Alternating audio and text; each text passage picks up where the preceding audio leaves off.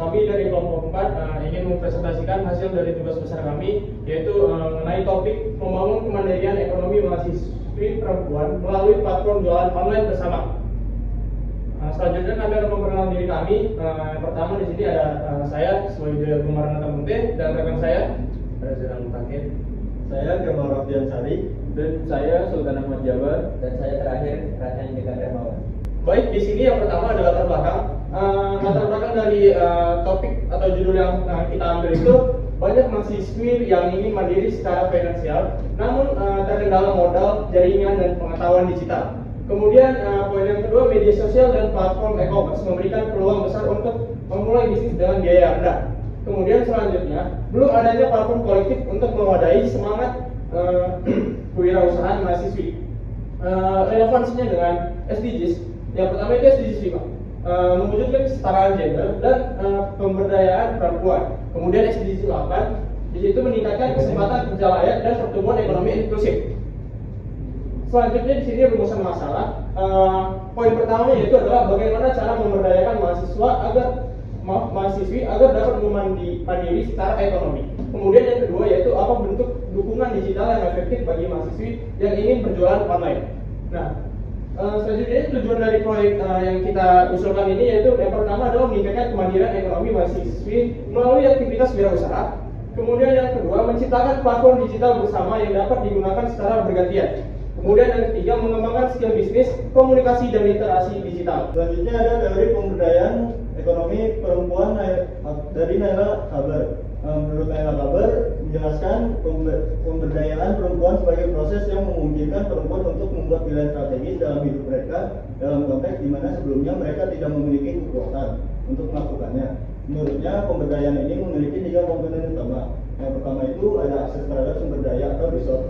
Perempuan perlu memiliki akses terhadap berbagai modal baik, itu modal finansial atau uang, modal sosial atau jaringan, pengetahuan atau pelatihan, maupun digital atau media online untuk dapat memulainya dan mengelola kegiatan ekonomi tersebut. Selanjutnya ada agensi daya pilih. Kemampuan perempuan untuk bertindak dan mengambil keputusan atas pilih hidupnya sendiri. Dalam konteks proyek ini, agensi muncul saat mahasiswi berani mengambil langkah untuk berjualan, merancang strategi hingga berinteraksi langsung dengan publik. Selanjutnya ada achievement atau pencapaian hasil yang diperoleh baik dalam bentuk materi atau penghasilan maupun non materi atau rasa percaya diri, pengetahuan baru atau peningkatan status sosial. Aplikasi dalam proyek, mahasiswi mendapatkan akses ke platform digital, pelatihan dan dukungan tim. Mereka memiliki kebebasan untuk memilih dan menjalankan usahanya serta memperoleh hasil nyata berupa penghasilan dan peningkatan kapasitas diri. Yang kedua adalah teori ekonomi kreatif dan digital dari Richard Florida. Yang pertama itu, kreativitas adalah kekuatan ekonomi baru. Dalam era digital, peluang untuk berwirausaha tidak lagi terbatas pada modal besar, tetapi pada kemampuan menciptakan nilai dari ide-ide kreatif. Yang kedua itu, teknologi sebagai alat pemberdayaan sosial. Media sosial, e-commerce, dan platform digital dapat menjadi jembatan bagi kelompok masyarakat, termasuk perempuan dan mahasiswa untuk aktif secara ekonomi. Aplikasi dalam proyek, mahasiswi menggunakan Instagram, TikTok, dan platform digital untuk membangun merek dan menjual produk kreatif mereka, sehingga menjadi bagian dari kreatif digital ekonomi.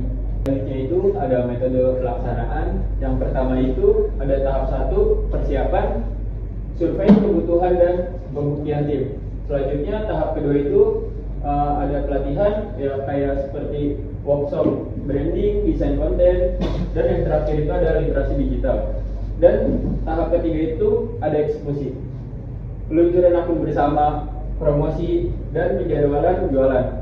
Dan yang terakhir itu ada evaluasi seperti laporan penjualan dan feedback. Berikutnya ada rencana kegiatan sosial.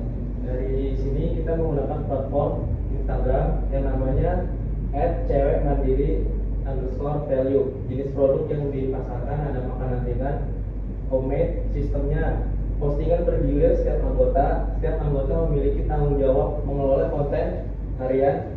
Pengelolaan keuangan pribadi hanya difasilitasi oleh platform. Berikut ini adalah hasil implementasi merupakan dokumentasi kegiatan pelatihan dan produksi konten. Nah, pada gambar yang pertama ini adalah contoh dari akun Instagram yang sudah kita buat untuk mahasiswi yang ada di Telkom University Jakarta. Kemudian foto yang kedua ini mereka lagi mencoba melakukan postingan terhadap produk yang akan mereka jual seperti yang ada di postingan ini. Kemudian selanjutnya hasil dari implementasi yang telah kami lakukan terhadap mahasiswi yang ada di Telkom University Jakarta yaitu adalah terbentuknya akun jualan online bersama dengan engagement aktif. Sebagai langkah nyata dari proyek ini telah dibuat sebuah akun media sosial bersama, misalnya di Instagram dengan nama Cewek Mandiri _TLU. Akun ini digunakan secara bergantian oleh anggota kelompok untuk memasarkan produk masing-masing. Beberapa indikator keberhasilan yang telah dicapai, yang pertama adalah terciptanya feed dan konten promosi yang menarik, kemudian meningkatkan jumlah followers dari hari-hari.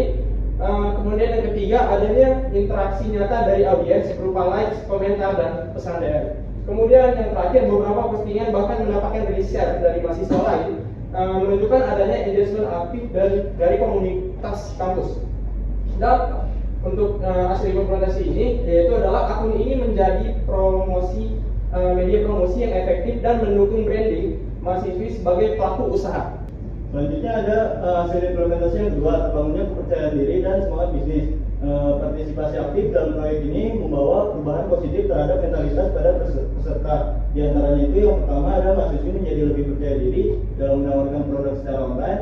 Yang kedua itu mampu menjelaskan manfaat produk dengan baik kepada calon pembeli. Lalu yang ketiga, semangat untuk mencoba ide usaha lain mulai muncul bahkan di luar proyek ini. Nah, dampak dari implementasi ini adalah peningkatan soft skill seperti komunikasi, public speaking, dan kemampuan menjual produk secara digital. Selanjutnya hasil implementasi yang ketiga, terciptanya solidaritas antar anggota perempuan di area kampus. Melalui proyek ini terjalin hubungan yang erat antar anggota kelompok, tidak hanya sebagai rekan usaha tetapi juga sebagai pendukung satu sama lain. Hal ini terlihat dari yang pertama itu saling bantu dalam membuat konten promosi, kemudian saling endorse antar produk anggota lain, kemudian adanya rasa saling percaya dan gotong royong dalam mengatur jadwal posting.